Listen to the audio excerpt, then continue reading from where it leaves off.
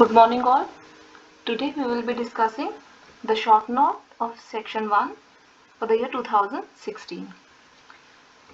We'll be discussing desquamative gingivitis, periodontal dressing in this PowerPoint presentation, and in next we will be discussing periodontal probe, alloplastic bone graft technique and prognosis. So let's continue with the desquamative gingivitis.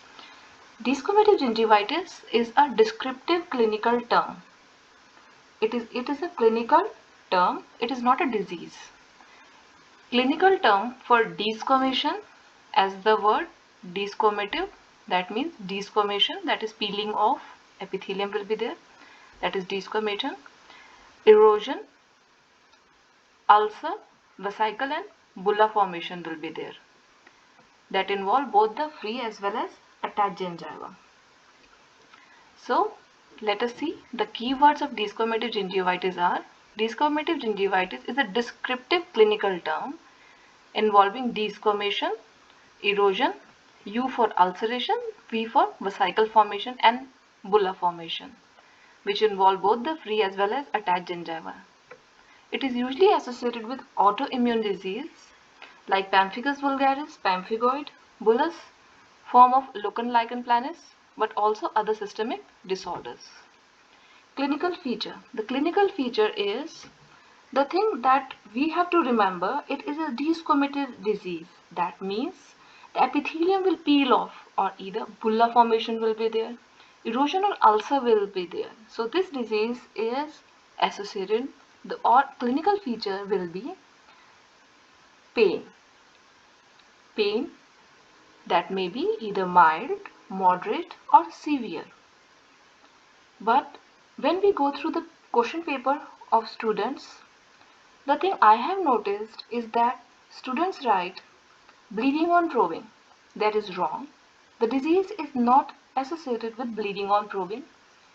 Student writes trauma. The disease clinical feature, they write bleeding on probing, trauma, pocket formation. So important thing to remember is that desquamative gingivitis is not associated with bleeding on probing. It is not associated with pocket formation. The only thing that will be there in desquamative gingivitis, just because desquamation, peeling off epithelium is there, that means ulceration will be there. The only clinical feature will be mild pain, discomfort. The pain may be mild or moderate to severe. That means discomfort while brushing the teeth or eating, and moderate to severe pain associated with ulcers, ruptured bulla and vesicle that leave large denuded area. In some cases, eating and drinking is almost impossible. Etiology. It is seen in autoimmune disease. Desquamative gingivitis is normally seen in autoimmune disease. There are so many diseases associated with desquamative gingivitis, and antibodies are formed against few of the proteins that we have mentioned in the slide, and it is not mandatory to remember all of the antibodies. It is just because it's a short note, you can mark up 2-3. For example, which ones? That one is easy. For example, bullous pemphigoid, the antibody is BP, and in pemphigus vulgaris you can mark up desmoglein 1 and 3. Pemphigus foliaceus, again desmoglein 1. Paraneoplastic pemphigus, again desmoglein 1-3. So always remember only that antibody that is easy for you to remember and write in exam. Next is diagram. I have taken the histological section of lichen planus. In this we can see sawtooth appearance of retipex and acanthosis of epithelium, lymphocytic infiltration, heavy lymphocytic infiltration, and you can even draw civate body. Now coming on to the desquamative gingivitis associated with various diseases. Desquamative gingivitis is seen in various dermatological diseases like cicatricial pemphigoid, lichen planus, pemphigus, psoriasis, and various endocrine disturbances, aging, abnormal response to bacterial plaque, idiopathic, chemical like chlorhexidine, chronic infections. Mucous membrane pemphigoid, oral lichen planus, and pemphigus vulgaris have emerged as the most common cause of desquamative gingivitis. So among all these, most common is mucous membrane pemphigoid, oral lichen planus, and pemphigus vulgaris, with the first two accounting for about 80% of the cases. Now coming on to the diagnosis. Diagnosis is made on the basis of history, clinical sign and symptoms, photograph as a clinical record of oral lesion, lab investigation, biopsy, histopathology, and direct immunofluorescence analysis. Treatment. In the treatment part, we'll be writing how is the management of lesion will be done, how pain management will be done. So the lesion for the lesion, corticosteroids are usually very effective, and then proper oral hygiene practice to avoid secondary bacterial infection and adequate nutrition in order to prevent dehydration. Next is pain management. Usage of topical clotting agents that form a protective pellicle, as well as the use of local anesthetics.